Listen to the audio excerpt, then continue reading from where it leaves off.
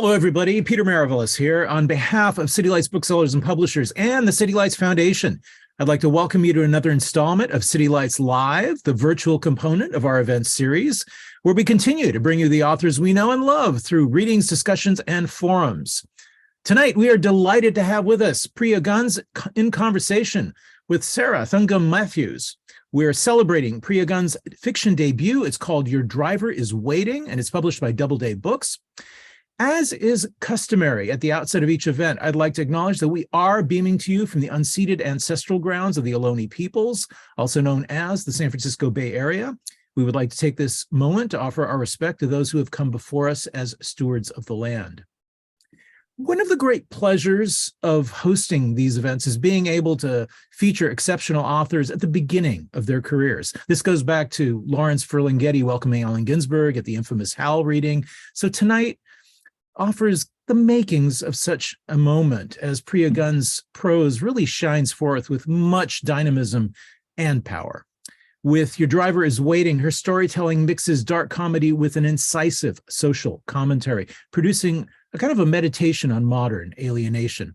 Her work explores issues of class, race, economic displacement, and the precarious nature of life, while at the same time offering us hope, humor, and a great deal of heart. Priya Guns is an actor and writer previously published in short story anthologies, gal-dem, Spring Magazine, and in The Guardian. She is a creative writing graduate from Kingston University. Joining her tonight in conversation is Sarah Thankam Mathews. Sarah Thankam Mathews is the author of All This Could Be Different, named the New York Times Editor's Choice, and shortlisted for the National Book Award. She was a Margins Fellow at the Asian American Writers Workshop and a Rona Jaffe Fellow at the Iowa Writers Workshop. Ms. Mathews also received the Best American Short Stories 2020 Award. We're going to begin by having Ms. Guns read from her work. So please join us now in giving a warm welcome to Priya Guns and Sarah Thankam Mathews. Welcome to you both. Welcome to City Lights. Thank you so much. And thank you everyone for being here. So I'm going to start by reading, I think, the first two chapters. If you're going to be a driver, you'd better hide at least one weapon in your car, especially if you're a driver that looks like me. Not because I'm dashing or handsome, but because I am a woman, of course. I think it has something to do with tits, even though not all of us have them. I sort of do, but that's beside the point. I've been driving for rideshare using Appa's old car, whose make I will not disclose. I had a switchblade in the glove compartment, which I normally kept in my back pocket, a tire iron under my seat, pepper spray by my door, and a pair of scissors under the mat by the pedals, taped down to avoid any sliding. In the trunk, there were 6 bottles of water, a bucket, a bottle of bleach, some rope, a baseball bat, a few rolls of paper towels, a can of antiperspirant, and another spray paint, some condoms, tampons, pads, and diapers. As humans, we have an assortment of bodily fluids, and by then I'd tasted about 8 of them. In the bucket, and I didn't like keeping much in it, there was a roll of duct tape because duct tape will do just about anything you want it to. I also had some dishcloths, a towel, a crowbar, cleaning products, a toothbrush, baking soda, vinegar, and a squeegee buried under some rags in a corner of the trunk because things got messy. Oh, and there was a pair of black rubber gloves too. These were difficult to find, but I wanted black. All the drivers I've ever met say it's crucial to drive prepared. Go ahead and ask one. If they tell you there's not even one weapon hidden in their car, they're lying. As a driver, you have to protect yourself. Out there in the city, we're on our own. Chapter 2. I had only closed my eyes for a second, and in this new place behind my eyelids, my hair was made of peacock feathers and I was riding a silver pony. The world here was simple. Smiley sun, fluffy clouds, grass that was greener than green on all sides. Then my head hit the steering wheel and I woke up to a long, annoying honk, reminding me that I was logged into the app, on the road, and in traffic. The driver behind me in a green hybrid flailed his arms around like he was late for his yearly dick suck. Fucking drive, bitch! All right, good morning to you too, I murmured to myself, smiling at him in my rear view. Of course, I'm allowed to nap, maybe not stuck in traffic, but if it happens, it happens. I'm sorry. My morning routine was straightforward. I wish I could say I started the day with the 4 highly effective habits of the wealthy. You know, they wake up at 5 a.m. and go for a walk without a care in the world. They brush their horses in their stable, masturbate at the breakfast bar in the house they own on their private island that they flew to on their personal jet. But I had too much work to do. I had no kids, no pets, just one job and a whole load of responsibilities. I mean, I'd love to wake up earlier and smash out a few stats. Only I get home at 2 or 3 some mornings, struggle to sleep most nights, and I'm up again by 7. That's not enough hours to properly rest my muscles, my mind, or even my thoughts. It had only been about 10 minutes since I left the house and my phone was already buzzing. It was Amma. I hit end, as I always did, wishing that sometimes it had more power than just ignoring a call. Again and again, her name flashed on my screen, and each time I did the same. Then she sent me the first round of the many messages she will send in a day. 7:57. We need $350 for the electricity bill. What happened to minimum payments? 7:59. Rent. Pay rent or we sleep nowhere. 8 o'clock. Did you pay last month's? 8:03. Garlic causes blood clots. Click here. See, I told you. 8:03. Don't drive like a crazy today. 8:04. Bye. They say mothers are in tune with their children, even if the relationship they have with them is beyond what one might describe as shitty. Amma was sure that she knew me inside and out when she couldn't even remember how to function like she used to. Somehow, she believed life was more draining for her than it was for me.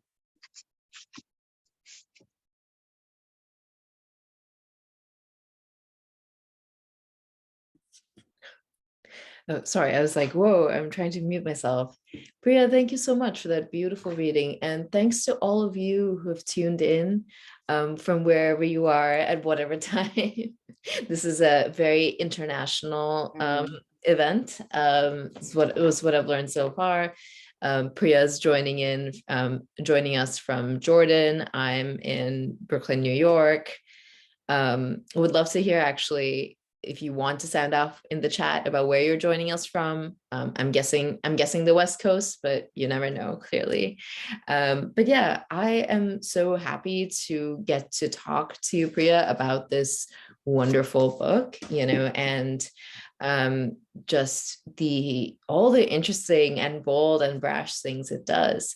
So will you just start us off by telling us what the earliest seed of this book was and what it grew into? Because I find that process of like Genesis really interesting, like for my own novels, like, and for the novel that actually made it out into the world, like there was not a straightforward path, from point A to point B. So tell us, if you will, a little bit about this book's journey.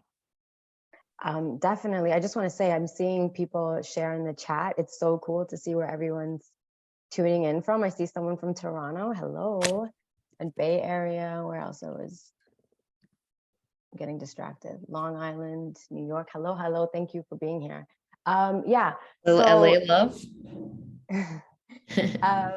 So I started thinking about this specific novel in 2020. We know what was going on in 2020. I had written 3 manuscripts at the time, and there was one manuscript that landed me an agent, and then he broke up with me in 2020. So my heart was shattered, and I'm like, fuck everybody. Like, this world sucks. Oh, I hate this for you. Yeah, and thanks for being so honest about the journey. I think a lot of people want to front like success is microwaved, and it almost never is unless you come from mad privilege. Exactly. And people see oh yeah, you've written a book. Great. I want to write a book too. Okay, that's fantastic. But are you ready and are you prepared for the heartbreak that's going to happen beforehand? But yeah, so it was 2020, and I wanted to play with rage, but I also wanted to play with obsession. And I knew, because of the manuscripts that I had written before, not that I didn't pour my heart and soul into this, I'm not saying that, but the manuscripts I had written before were very much connected to my own life. I wanted to have fun. I wanted to write something that felt different. And I was reading for the second time, Frantz Fanon's Black Skin, White Mask.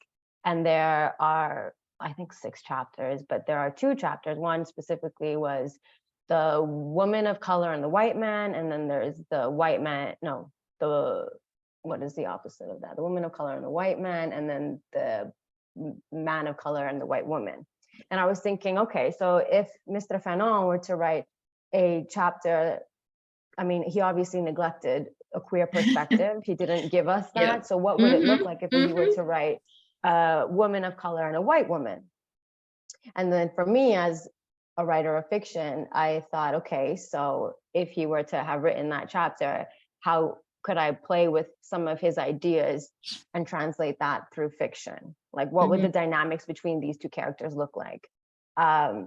So you were, for the beginning of the novel, you were sort of interested in tracking sort of like what a certain kind of like racialized like crop, you know, like racialized like site of like failure and complication in a relationship might look like, but in queerness, like that was like explicitly important to you from the beginning. Exactly. Like if a woman of color were to be obsessed, because I love obsession. I think that we're all we can be fixated and obsessed with different things throughout different periods of our lives. What would that look like? And of course, why would there be an obsession? And for me, I just feel like there's no escaping class in anything. I mean, through my perspective, and of course that's going to bleed through. So how would that look? And yeah, so I re-queried. So I think it's also for me, when I was in, writing my first few manuscripts, I always loved listening to writers talk about the process of how did you get to a published manuscript. But I re-queried my first manuscript, and my publishers in the UK reached out and they were like, hey, like, let's talk. And I appreciate that. And they invited me to a workshop. And so I started sharing my ideas with them. And one thing led to the next, and we were talking about the film Taxi Driver, which also deals with obsession. And so rewatching the film, and Taxi Driver is one of my top 6 favorite films. Mine too. It's wonderful. And there's so many different scenes and whatnot that you can be like, hang on, like if someone were to do this today, I mean, could they? But I love unpacking films like that and thinking about why certain scenes exist, why a character has said this or that, and what it would look like if what would it look like if I were to rewrite it? For example, this is exactly what I was thinking. And then thinking about the different beats and whatnot in Taxi Driver, and thinking about what is it about Travis Bickle, who is pretty much the first representation of an incel that we've probably seen on film. What is it about him that I, as a viewer, was drawn to? What is it about him that I strangely felt connected with, but then also very repulsed by? And then thinking about drivers today and what they go through. My partner was a driver for a while, and he comes from a family of drivers. So it's something that's been in my life. I mean, the life of drivers and what it's like since the overtaking of rideshare apps and how that has affected like yellow cabs and whatnot as well. That's been in my life. So thinking about Taxi Driver, unpacking that, and then having this background knowledge, it just seemed like, you know what, this would be very interesting. And then going back to that obsession and rage and translating Frantz Fanon into, his ideas potentially through fiction. This is basically how this novel came about. That's rad. Damani, your protagonist, is a rideshare driver. I'm so curious to hear if you feel like this is something you have thoughts on, what the figure of the driver, whether that's, the taxi driver, the rideshare driver, the hired driver for a fancy person, what you think the figure of the driver represents in like society or literature, like what that role affords you as a writer. For me personally, I mean, I'll get to that, but I think the vehicle, like her actual car, was also quite symbolic in that using her car and her together gave me the opportunity to put her in this bubble, or put her in, I don't want to say a confine, but it almost allowed me to give readers a microscopic reading of her life. Yeah, And then there's for so much opportunity for characterization. it's just like a close-up, you know. Mhm. Sorry. And then for Domini herself, I don't know if this is going to answer your question, but for me, she is like everyone. She's your working class person. She's someone who we come in contact with 100 times in a day, but how often do we get to know about her life? We know her, you know, and she might be, I really loved Kayla's article in the Autostraddle on how she reviewed my novel, and the mention of the White Lotus, for instance, and when she said, oh, Priya, I'm talking about myself here, Priya writes about characters who would be side characters in these shows. And I mean, that's my world. Those, when we watch television, when we watch films, most of the time, side characters are my friends, they're my family. And so it just seemed like something so natural. I'm not gonna write about somebody, for me at least in my experiences, who works as a, I don't freaking know who, I don't know. I'm gonna write about what I know.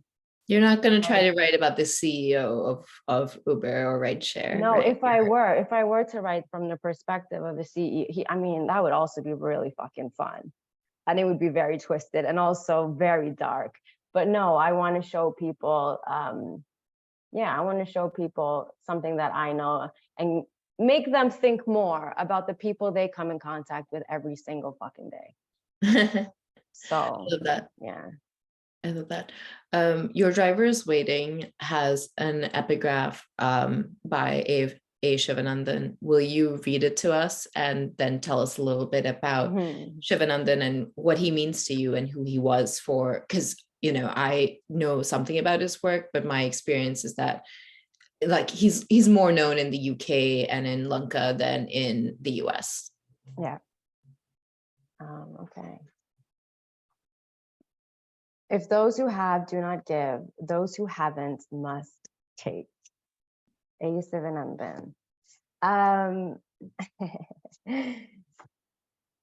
Yeah, I'm just thinking about the context of that, and it sounds a lot more intense when it's just that standalone sentence there.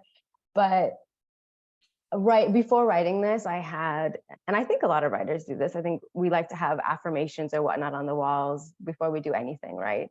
So I had a few before writing this. That's almost like my pump up, like, this is the direction, this is my inspiration. I do not want to forget what is important to me. Sivanandan, so he left Sri Lanka during the riots and he moved to the UK and he walked into more riots. And for him, this was a very interesting experience because it was like, hey, wait a minute, like I've moved to the West. I thought it wasn't supposed to be like this. And he saw the racial disruption. And not only that, he saw how class was used to divide racial groups. And so what he did was, he was a writer and an activist, and he worked to bring communities together to make, he wrote like pamphlets and articles. And the way that he wrote them was so that the person who works at the factory or the person who works at the shop and whatnot, taxi drivers, whoever, could understand. And that's not to say that working class people don't read, but I mean, when you are working, you don't have much time. So he would make complicated issues or things that are made to seem or sound complicated, concise, and, you know, easily digestible. Like, okay, yeah, of course that's what's going on. Sometimes you hear people talking academic sometimes, and it's just like, dude, like, just tell us this fucking shit in two sentences. It's not that complicated. You're overcomplicating something that we all know. And so for him, writing, it was very important as a writer to write so that the people you are writing for and about can access one, not just in terms of how that literature or whatnot is available, but also in terms of it fitting into their lives. Yeah, and he did incredible work. It still remains the Institute of Race Relations. They do great work on digging through different racial and class issues in the UK. And he was the director of that. He founded a journal called the Race and Class, which also is still operating. And they, again, do excellent work. He was someone who I think we should speak more of because of the impact and the power of his work. It's just really inspiring. Like, it might sound dated reading, like, for example, I'm just thinking of an essay, and he just kind of goes through factory movements and acts of resistance that happened in the 60s in the UK factories. But it's like, you're reading it now, it's really inspiring to know how people came together regardless of how they were racialized. And back then in the UK, Black was a political color. If you were Black, it's because you had a particular politics. Yeah, so he was a very interesting person, and I'm very inspired by him. Yeah, no, I mean, he was so ahead of his time, and Yeah, I appreciated the choice to ground your novel right from the get-go in work from, like, work and words from an activist, right, as well as, you know, who's also a writer, also a novelist. I'm curious what your thinking has been, you know, and whether it's evolved or what have you, but just like, you know, Your Driver is Waiting is like a fun, sexy, juicy book. It's also really committed to an intelligent and angry look at the systems that entrap us, right? Or entrap so many of us and grind us down. I'm curious about how you thought, as you wrote your way through this book, about political awareness and about radicalism, which are not the exact same thing, right? Like, how did you want to walk the lines you wanted to walk as you wrote this book? Okay, so let me try to break this question down in my brain. In terms of political awareness and radicalism, this is an interesting question for me, because I was doing my first year of my PhD studies, which I will be dropping out of officially very soon. And it was on, thank you. It was on Sivanandan's work, but also I was interested in answering the question of what is radical literature. And so during this time for me, I was really trying to define for myself or understand what is radicalism, and how has the term radical and radicalism been co-opted? How has it been used how has it been stigmatized? Because when we heard radical before, perhaps in the 60s and whatnot, it was like, oh yeah, it was Malcolm X. It was, I mean, it wasn't Martin at that time, but, you know, it was people who were standing up for their rights and going against the status quo. And then again, thinking about what that looks like in fiction, political awareness and radicalism, I think the novel shows kind of Jolene is on the side of political awareness and what that means to be politically engaged. And I've played with the idea of radicalism through Damini and also her friends. Because I think for me in my politics, this is also where you have people who are kind of sitting on the fence, but they're allies. But no, they're not. We're not on the fence. We're doing stuff. No, you're fucking on the fence. And what does it mean to actually take a stance? What does it mean to actually do something? And then if you are doing something, are you then deemed a radical? How much do you have to do to disrupt before you're called a radical and whatnot? And then what else did you ask me?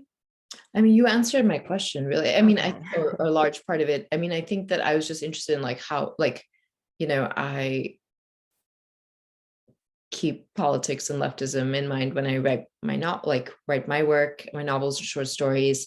I have worked in politics. I've worked as an organizer, but I also find that fiction is its own complicated space. A lot of fiction does not respond well to, and I'm not talking about markets, I'm not talking about readers, I'm talking about the work itself and the energy it holds. In my experience, it does not always respond well to, you know, the demands, like a novel is like, I guess what I'm trying to say is like a novel is not always going to be responsive to the same demands one makes of a manifesto, as just like one example, right? Around like, and it's not going to be interpreted the same. Yeah. And so I was just curious about, the question was general for me, which is like, how did you approach the question of politicization or like trying to write, a radical novel? And you answered it in my eyes. I would love for you to tell the audience anything that like you feel like you can share without spoilers about like the protests in the novel and about doo-wop. Okay, so again, I was planning this novel in 2020, and for myself, and I know a lot of people, we were on the streets.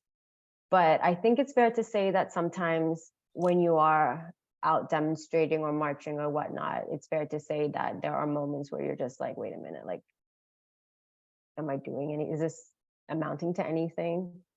And so feel free to pass on this quick interjection. Where were you in 2020? Because you've moved around a lot and you travel around a lot.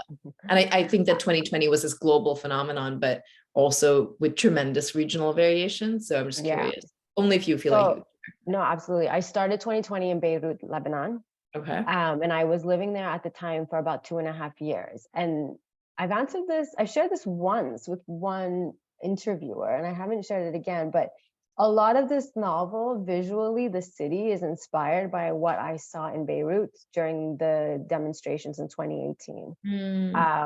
And it was an uprising, and it was very inspiring and very uplifting to see. But even in this beautiful mix of people coming together to fight against the state and the government at the time, there was still a lot of injustices. It was like, who was allowed in these spaces of protest?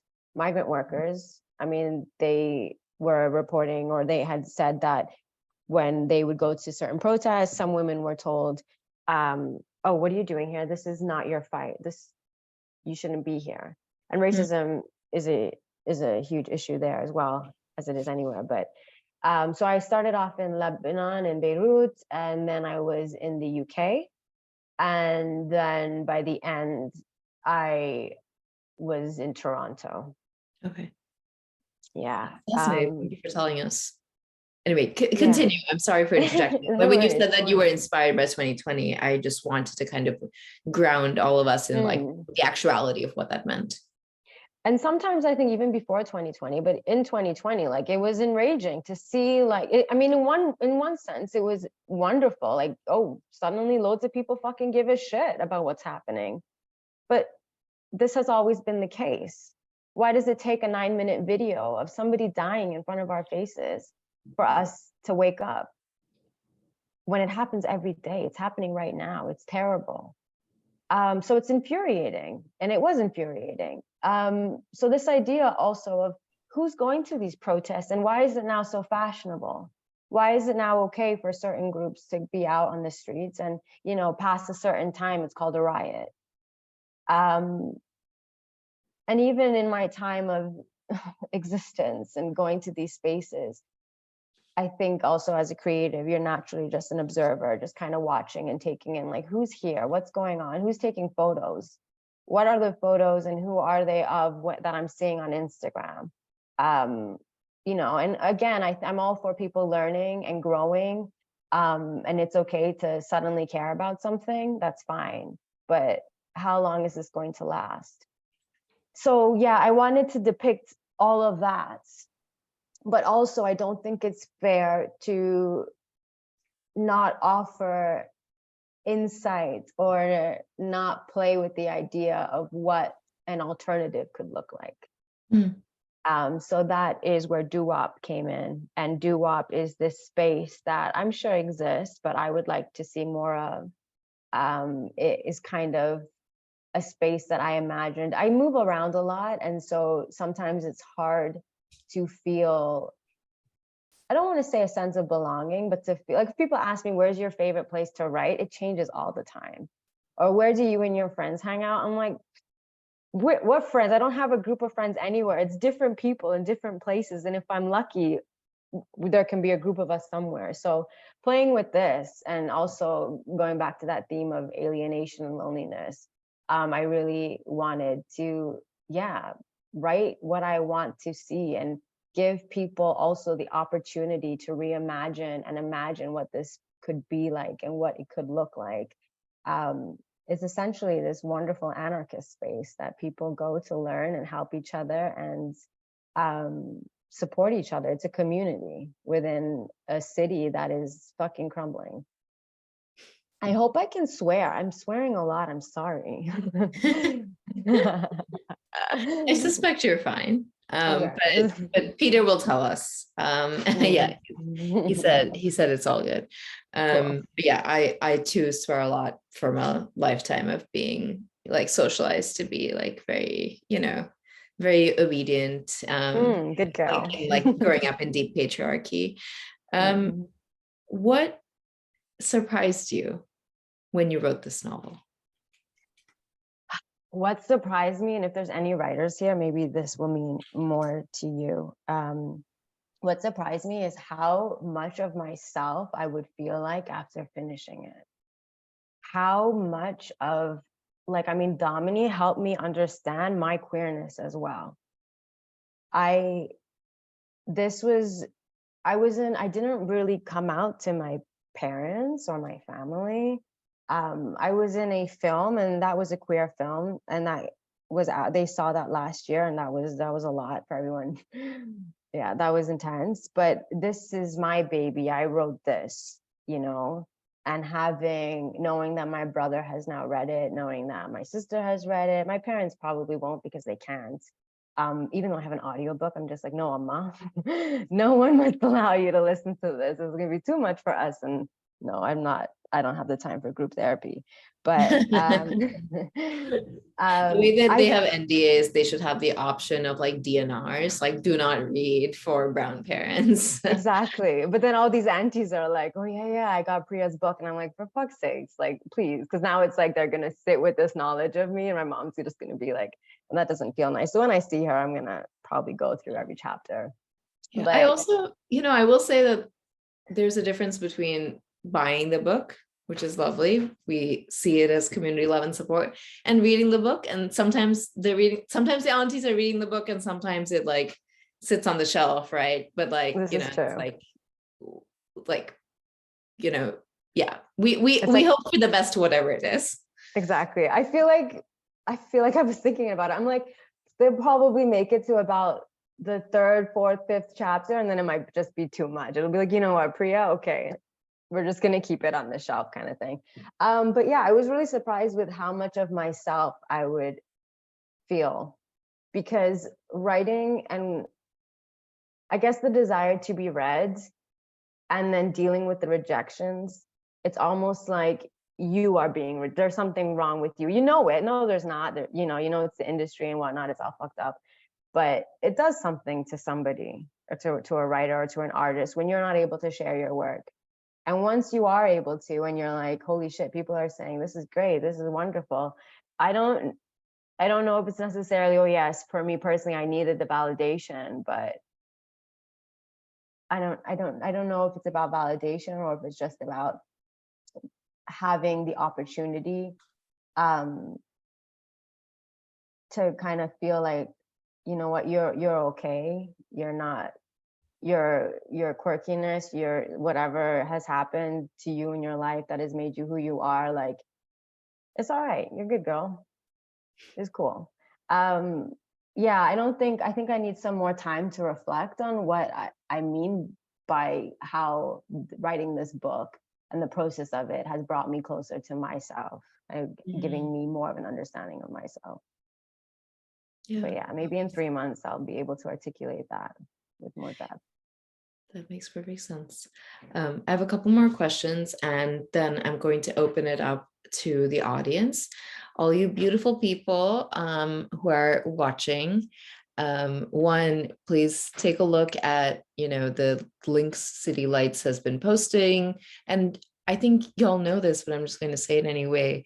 Like, books are one of the more fragile forms of media we have, but partly because they're like expensive, like for working people, but also because like they represent an investment of time beyond like watching a TikTok. So if you read this book and it means something to you, books move through word of mouth. Tell people in your life, get someone, get it for someone when you're holiday shopping or what have you. So that's just sort of a general plug for Your Driver is Waiting, but also for other books that mean something to you that are Tell coming. all your rich uncles, basically. Yeah, exactly. Alert the rich uncles. So yeah, and also think about a question if you have a question for Priya. I am curious, Priya, about what advice you would give to young writers, young artists, young people who are politicized and angry, and maybe like I'm interested in the answers to any or in all, but maybe I'm most interested in like what advice you'd give to young writers, like the younger version of you. If you feel, I mean, sometimes for me, the younger version of me, I would say that burning feeling you have to like pour your heart and soul out, like dig deeper into that and keep going. Like that feeling exists for a reason. To the politicized writer who's very angry, push the boundary, like just keep trying. I mean, don't hold back. And I think for me, something that I find interesting is how can we talk about politics? How can we talk about big issues? And when I say politics, I mean, it's not necessarily a capital P. I mean, everything is political. Our engagements with everyone, our engagements with the land, it's all political. How can we engage with bigger themes without sounding didactic or polemic or in your face? I mean, the mainstream has tried and has bamboozled us. How do we bamboozle them? How do we make them, consume something without realizing that actually, you're being indoctrinated? I'm kind of joking, but I'm not. Yeah, play with that. Like, push the boundary in terms of your creativity and how you can play with storytelling that works for people who don't think like you. It's not just about, oh yeah, everyone has to think this way. No, I think it's about getting us to question and getting us to understand what it means to be a human being, but not in so much as just empathizing with a group of people you normally don't engage with, but then having perhaps the reader feel compelled to actually act on that empathy I mean, sometimes I think like, oh man, this is a big ask. I'm like, yeah, this book or a work can inspire some sort of change, perhaps. And other days I'm like, oh my God, like how? But I think that I want to say today, this morning, because it's the morning here, I want to say that I do think it's possible. Like I listen to, or I consume literature, or there might be a bit of an essay written by whoever, or like Rage Against the Machine, Bob Dylan. Like there are works of art and even visual art that I will turn to when I'm not feeling, like myself, or I need that pump up. I always call it my pump up.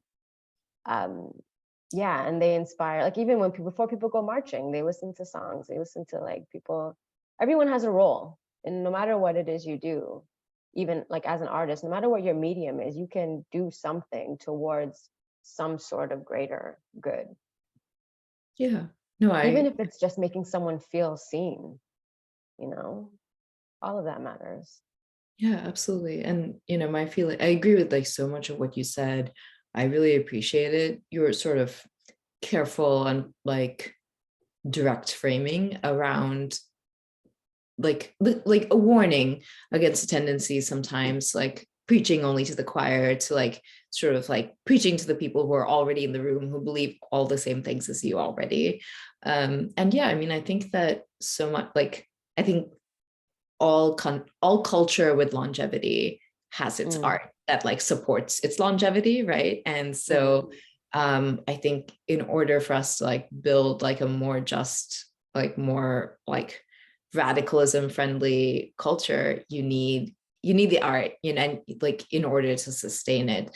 And for me, I think, you know, one of the many reasons why I sort of like shifted towards culture work, towards art making, was this realization that it was reading Toni Morrison in my teens, it was reading Arundhati Roy, you know, like that informed decades later, like a decade plus later, what I believed and was working on.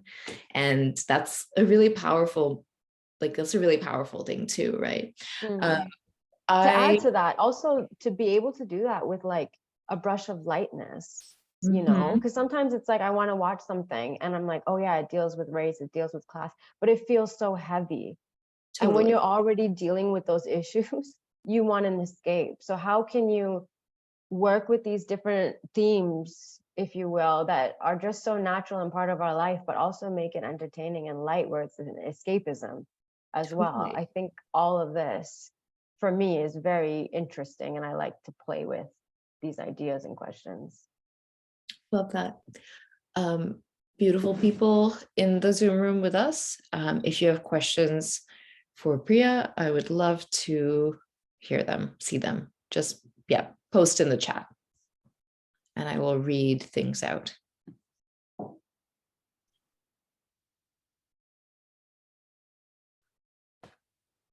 While people are putting together their questions, Priya, I'm curious, you know, you've been on the press junket for this book.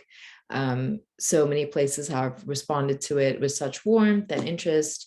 You interview well, you know. I'm curious though, whether there's something, whether it's a topic or topics that you would love to be asked about more when it comes to this book, when it comes to like writing or what have you. Or do you feel like the people who are in conversation with your book, who are interviewing you, sort of like touch on the things you want them to touch on? So far, I feel like that's been the case. I think I also need time to just reflect and process everything and be like, okay, what do I want to speak more of? Yes. Sorry, I can see the question. So Sun/Sneha asked, have you always been a writer / artist / creator? And I know the simple answer is yes, but actually I would love if you told us about all the stuff you do. Absolutely. So someone asked me, what did I do first, or what do I feel is my favorite between writing and acting? And I was thinking about it, and I definitely had my acting experience first as a queer kid in a very conservative family. I was always pretending. I was lying about everything, you know, like everything. It was just so natural to just lie about, you know, what are you doing? Or, I mean, in the beginning, I was more rebellious in the sense of my resistance was obvious. I don't want to wear that dress. I don't want to go to this auntie's house. I don't like this uncle, blah, blah, blah, before you're silenced and told, no, you have to, right? And then writing, I remember the first time I wrote a poem, I must have been 8 or 9, and I was just watching these kids. They were the kids, I don't want to say, I don't want to give too much away. My brother and my cousins, and there were kids in our neighborhood. Everyone was together and they were playing, and I was watching, and I was like, I fucking hate them. I hate everyone. And I had a tennis ball in my hand, and I wrote this poem about how much I can't stand anyone. And I mean, I was fine. Right after I wrote it, I went and I played. But yeah, right. I just feel like I was also the middle child, but my grandmother was an English teacher, and I spent a lot of time with her. Like my childhood memories are with her, like, I feel like she raised me in many ways. And she instilled in me the importance of writing. And so when I felt something, and I felt a lot, I would write about it. So in that sense, yes, my earliest memories of myself have been someone who would play pretend, would talk to myself. Like, just a very strange and odd kid, like a cat, I don't know, like hiding and watching people and writing notes and shit. but then I actually, when I didn't want to go to university, but one of my teachers sat me down and he was like, yeah, you should. I've always wanted to write. I wanted to be an author since I was 7. I wanted to act as well, but I just thought that it would be impossible. And I remember, like, I mean, I studied geography. I was a geography teacher, and in between breaks, I would write. And because of the lack of time, I would write songs, I would write poems. I did some spoken word here and there. I performed my music, because writing a novel takes a lot of time. But it is something that I always wanted to do. And then acting, I got into because I wanted to be better at dialogue. So I was like, okay, I have some time, and acting training, this course was gifted to me. So I was like, okay, I'll go. And I loved it. I did take acting in high school and I loved it as well. But again, it never crossed my mind that I could actually do it. Because I didn't come from a wealthy background, and like, how am I going to make my money? And that was something I had to think of way too early in my life. At like 15, I was giving resumes everywhere, hoping, like, to help my family. But yeah, so I was taking this class that I wanted to be better at writing dialogue. And then I was like, okay, let's do acting. I had an agent for a bit. And yeah, so I've always kind of created for my own sanity and for understanding myself. And I think, I don't know if this is 100% true, but I feel like the queer folks that I have in my life, like, they're creative as fuck, because you need an outlet to express so much that you are not always able to express with your family or your friends. Even there was a huge, I mean, even in growing up in the 90s and the 2000s, even when I was living in a house share in London in 2010, some of the people in the house flat were, homophobic with some of the things they shared. So yeah.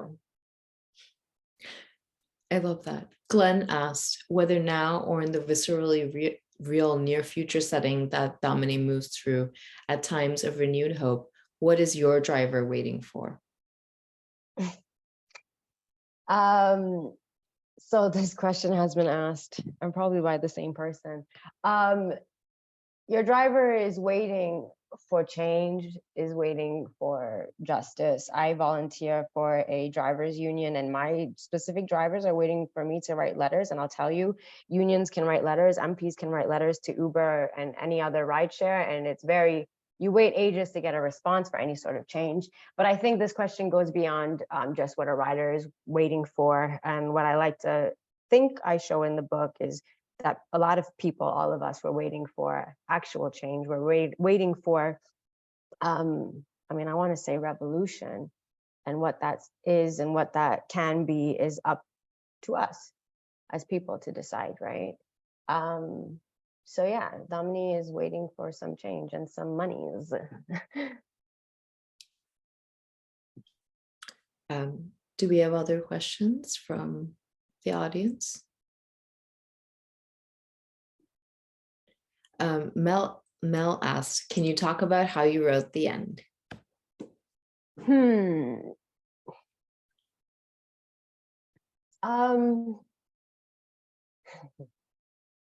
Okay. So in the initial planning, before I actually mapped out the novel, it was a dark ending involving Domini and her mom, and it was just grim. And I shared that with my editor, and they were also like, whoa, like, you want people to leave on that note? And I was like, no, but I just had to share that. I wanted to write an ending that was somewhat hopeful, but also, again, gave readers the opportunity to sort of wonder for themselves, okay, wait a minute, what just happened? What is Domini going to do? Yeah, I wanted, and I don't even know if I have the answer. Someone asked me, like, what does she do to Jolene? And I don't want to give any spoilers away, because I don't know if the people in the room have read the book or not. But yeah, I wanted people to wonder and question Domini's, or force them to question her development and her growth as a character. And yeah, I would never write a sequel to this book. There will not be such a thing. But I did ask myself, okay, Priya, if there was, what would the first chapter look like? And I had different ideas. So yeah, to answer the question, I don't know specifically what. Can you talk about how you wrote the ending? Okay, cool, thank you. I wanted it to be something you could think about. I love that. Any more questions? Keep them coming. And in the meantime, I'm curious, Priya, like, what do you hope for yourself now that your first book is out as a writer? I am very keen to start my second novel. I also want to play more with, during the process of publication, I was working on a screenplay. I want to go back to that. I don't know if anything will come of that, but I think it's important to always actively engage with your craft. And for me, like experimenting and trying different things. I started writing a short film like 2 days ago. Yeah. I just want to have fun with different other types of storytelling. That's amazing. So you're looking onward already. Any other questions from the audience? Y'all, this is such a pleasure. I want to thank City Lights and all of you, and most of all, Priya, for sharing this wonderful work with us and taking the time to talk to us about it. And I think there's a request to illustrate your next cover. I mean, this is pretty good. It's a lot to live up to. Yeah. That is such a cool cover too. I mean, I always love when like the designers set it up so that when it's faced out on a shelf, people will like gravitate to it like a magnet, which is what this cover does. Thank you both for an awesome discussion and much respect. Priya Guns, congratulations on your new book. And Sarah, thank you so much for doing the honors. And can I say that hearing A. Sivanandan's name evoked was worth the price of admission tonight? I just do not hear that very often. And that made me very happy. It was just, thank you. Very awesome. And together with so many other insights.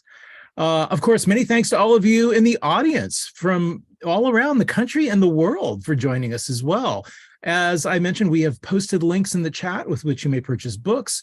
Of course, if you're in the hood, please do come on down and pay us a visit. We're located in San Francisco's historic North Beach district. We're open 7 days a week, Monday through Thursday, 11 to 8, and Friday through Sunday, 11 to 9. We are slowly getting back to pre-pandemic hours. Who knows? We might even go up to midnight again.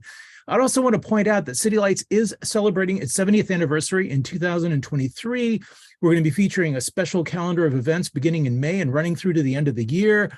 This is going to include live in-store events as well as online. We're going to be featuring poetry readings, historic tours, panel discussions, talks, much, much more. So keep an eye on our events calendar for pending announcements. Tonight's event has been made possible by support from the City Lights Foundation, continuing the legacy of our founder, the late Lawrence Ferlinghetti, through public events like this one, our publishing program, and educational outreach, all dedicated to sustaining a vibrant community of readers, writers, and independent thinkers. So take care, everyone. Thank you all so much.